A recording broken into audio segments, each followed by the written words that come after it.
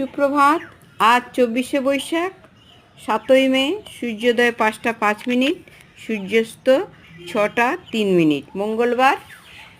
আজকের হনুমানের সম্পর্কে কিছু ফ্যাক্ট বলবো। হনুমানের পিতার নাম ছিল মারুতি, মাতার নাম ছিল অঞ্জনী। তার ভাইরা ছিলেন মতিমান, শ্রুতিমান, কেতুমান, গতিমান, ধৃতিমান। হনুমানের গুরু ছিলেন সূর্যদেব।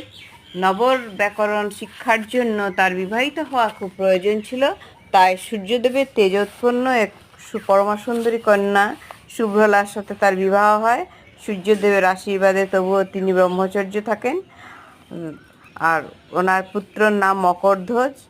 হনুমান যখন লঙ্কা দহন করে সমুদ্রে ঝাঁপ দেন, তখন তার ঘর্ম একটি মকর মাছ খেয়ে নেয়, তার থেকে উৎপন্ন হয় মকরধ্বজের।